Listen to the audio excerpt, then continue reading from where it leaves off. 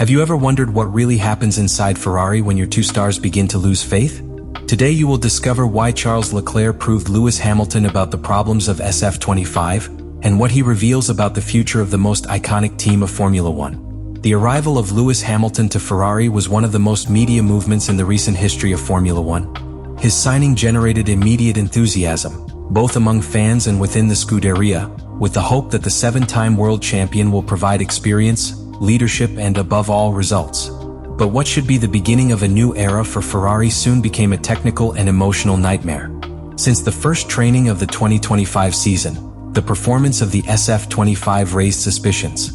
The car did not respond as expected. It presented problems in braking, an extremely narrow operation window, and a sensitivity that converted each session into a lottery. Far from starting dominating, Ferrari had to face a painful reality. The car that had to take them back to the top was, in many ways, a setback. Charles Leclerc, which has been the symbol of the Ferrarista Renaissance since his arrival to the team in 2019, soon evidenced his frustration. Although he initially tried to maintain a diplomatic speech, the circumstances surpassed him. It was after the Miami Grand Prix when his discomfort was made public bluntly. In an interview with Sky Italy, Leclerc was asked directly if he still believed in the car. His prolonged silence was more eloquent than any response. After several seconds, he only managed to say that he kept believing, but not without adding a warning. They needed to improve the car because currently, it simply was not up to par. At that time, the shell of institutional discourse fell, and we saw a pilot who, although committed, could no longer hide his disappointment. The most striking of their statements was that, for the first time, Leclerc and Hamilton were completely aligned. Lewis had been the first to warn that the SF25 required an extreme set to work properly, something that made it difficult to handle and compromised its performance, especially in classification. He said it clearly from the first races, and many interpreted him as an excuse of adaptation.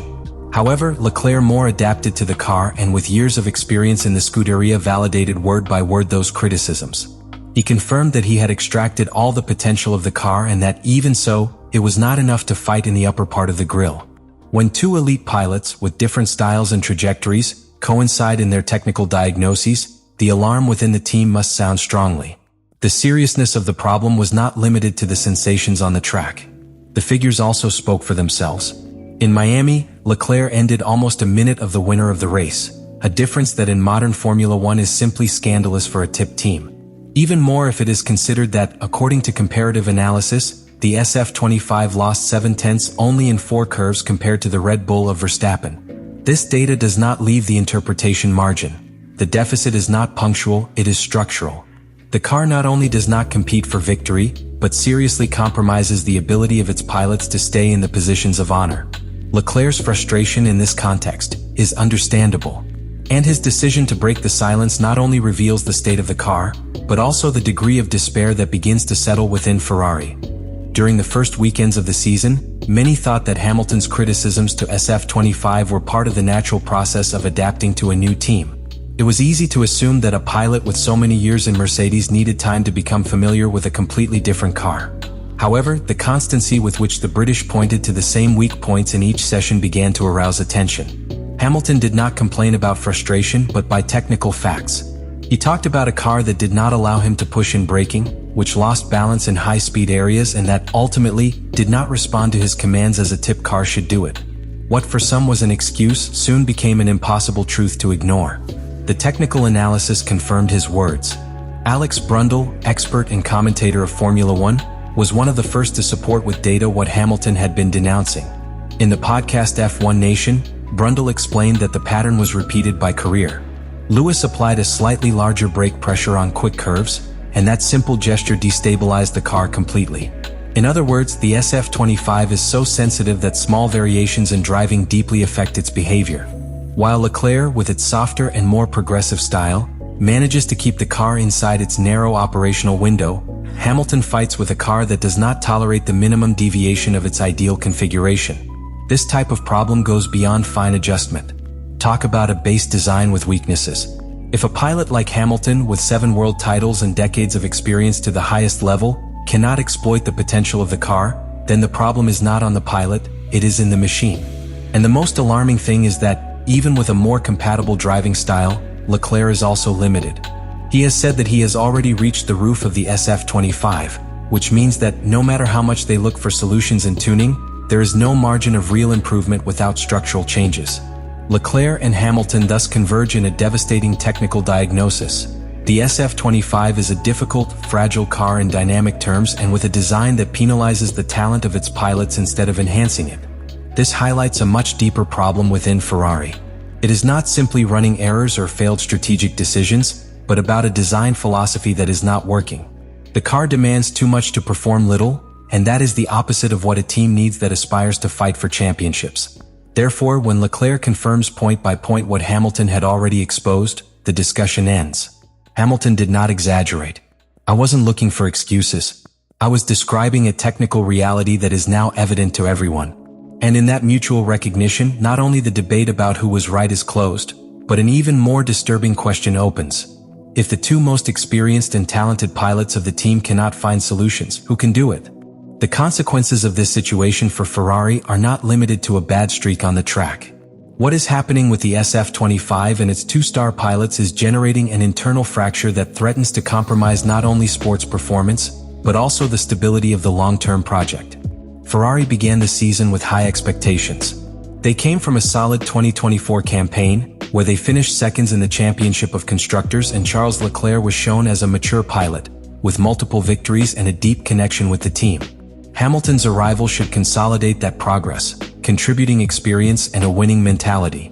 But the car has broken all those illusions, and now the Scuderia faces a dilemma that goes far beyond the design of a car. The main problem is that the morale of the team is falling. When both pilots lose confidence, when engineers do not find clear solutions, and when the careers become containment exercises instead of attack, it is impossible to maintain a positive work environment. The pressure of the media and the fans, which in Italy is more intense than anywhere else in the motor world, adds a constant emotional load. Ferrari is not just dealing with a poor car, he is facing an emotional storm that mines the cohesion of the team. At the technical level, the SF25 does not offer a base on which to build significant improvements in the short term. The car is extremely sensitive to configuration changes, it suffers with the degradation of tires, and its weak points in braking and fast curves make it vulnerable in most calendar circuits. This means that even with aerodynamic adjustments or specific mechanical improvements, the general performance will remain limited by an architecture that does not respond to current competitiveness standards. The margin to evolve during the season is very small, which leaves Ferrari in a structural disadvantaged position against McLaren, Red Bull, and Mercedes, teams that have managed to find a more solid and versatile technical platform. In this context, strategic consequences could be devastating. Hamilton did not sign with Ferrari to be a secondary actor. Its legacy is at stake, and each race that passes without results feeds the risk of an early break. Leclerc, on the other hand, has shown an unwavering loyalty to the project, but even its patience has limits. If the team does not show signals of improvement, it is not unreasonable to think that other options can begin to consider. Ferrari plays much more than a season. Its credibility, its ability to retain talent, and its role within the competitive ecosystem of the modern Formula One is at stake. What seemed like the beginning of a new era can end up being one of the deepest crises in the recent history of the team. What we are witnessing in Ferrari is not just a series of disappointing results, it is an internal decomposition process that begins from the technical and extends to the emotional. When two figures from the caliber of Charles Leclerc and Lewis Hamilton begin to coincide in their criticism, it is not an isolated symptom, it is a shared diagnosis of a critical situation. Ferrari has lost the confidence of its pilots, and that is one of the most alarming signals that a team can receive in Formula One. Beyond the times by return of the positions in the race or the championship, what is played now is the essence of the project. The credibility of its technical direction, the solidity of its long-term vision, and the reaction capacity before a season that already threatens to escape from your hands. This raises urgent questions that Scuderia cannot continue to ignore. Is it possible to reverse this course with the current car, or is a complete restructuring of the technical approach needed? How much more will Leclerc and Hamilton be willing to load with the deficiencies of the SF25 without blunt responses by the team? And what signs are being sent to the rest of the grille, sponsors, and above all, fans, when the most historical team in the category seems caught in their own mistakes? Now I want to know your opinion. Do you think Ferrari can still save this season? Or are we facing the principle of a major collapse that could redefine the future of the Scuderia? Share your vision in the comments and we discuss this key moment together. If you are interested in analyzing what happens behind the curtain in Formula One, Subscribe to not miss any detail of what is coming. This is just beginning, and the drama in Maranello promises many more twists.